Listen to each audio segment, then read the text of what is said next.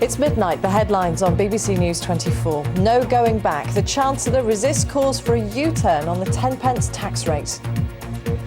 A decade battling bulimia. John Prescott confirms he suffered from the eating disorder and is now advising others to seek help.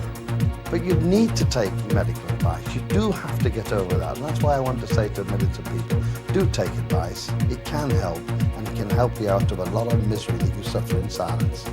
Zimbabwe's opposition, the MDC, says the country is now in a state of undeclared war after last month's disputed elections. The Ministry of Defence defends its decision to let Prince William land a Chinook at his girlfriend's home.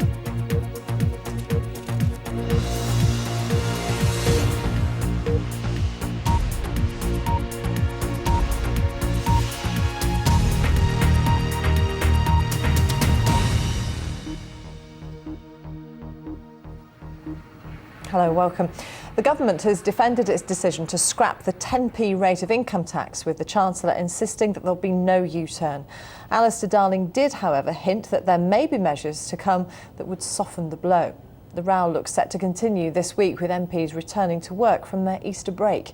Here's James Hardy. To get the local news where you are, don't go away.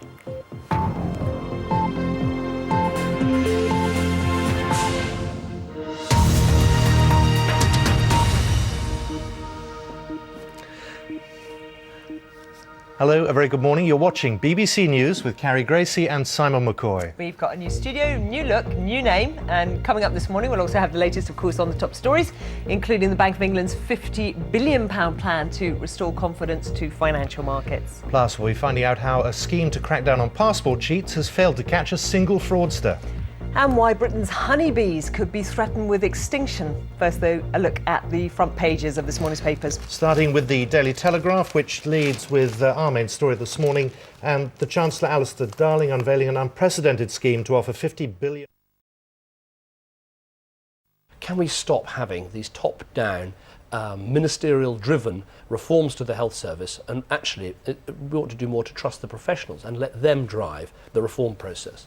David Cameron, it's good to see you, the first guest on the BBC News channel. Well, it's very nice to be in this new studio. It's a bit Spartan in here, but I'm sure it'll warm up over time. We do our best to try and warm it up. We'll make a mess of it very shortly. We'll cut that out later. Thank you very much. Pleasure. Good to see you. Now it's time to go back to the money story, down to the stock exchange, hear what Declan's got to say about it all. Declan, could you hear David Cameron there? I did hear him, and I did hear what he said about the need to make sure that this is... These are the headlines from BBC News.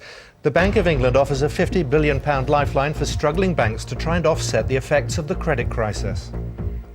Gordon Brown may face a backbench rebellion over the scrapping of the 10p rate of income tax as MPs return to Westminster today. The NHS is being urged to make greater use of a new treatment to prevent blood clots, which campaigners say could save thousands of lives each year. Time to catch up with all the sport now. Here's Selina. Thank you. Hello.